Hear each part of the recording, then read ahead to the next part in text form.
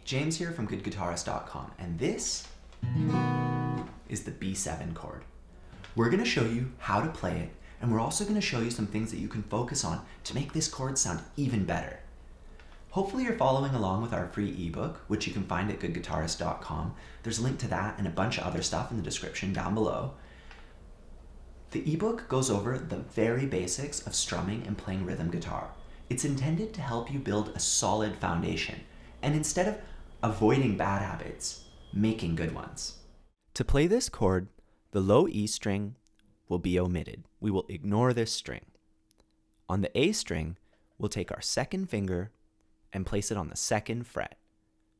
On the D string, we'll take our first finger and place it on the first fret. On the G string, we'll take our third finger and place it on the second fret. The B string will remain open. That means we let it ring without pressing any frets. On the high E string, we'll take our fourth finger and place it on the second fret. For a B7 chord, we strum these 5 strings. We're ignoring the low E string. So let's try it out. We're going to strum the guitar like this.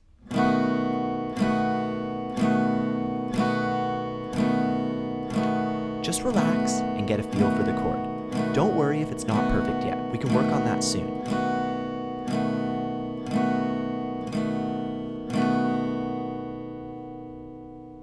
That was great. And don't worry if your B7 chord doesn't sound perfect yet. If it sounds more like this, there are 4 common problems that we can take into consideration. Finger placement, or how close to the fret or far from the fret you're pressing down. Finger pressure, which is how hard you're pressing down. Thumb placement, which means positioning your thumb properly to help support your fingers better. And finally, how curved or arched your fingers are. As a beginning guitarist, making your chords sound clear is one of the most important skills to develop.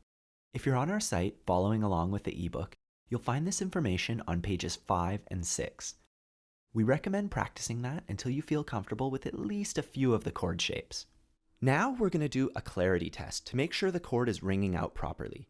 We do this by holding the chord as best we can and then plucking each string one at a time to see if they're all doing their job.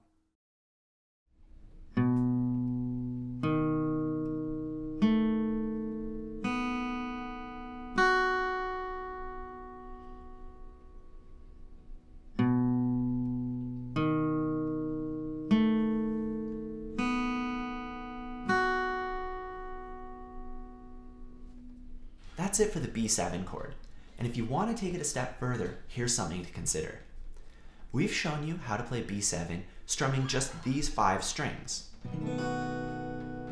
Now, if we take our thumb on our left hand and just creep it up a bit, bend it, and it lightly touches the low E, muting it, we can now strum all the strings with our right hand, and we can be really free and loose with our strumming arm. So see there, even though I'm strumming all the strings, I'm only getting the notes I want because I'm stopping that string from ringing. Anyways, that's all we have for the B7 chord today.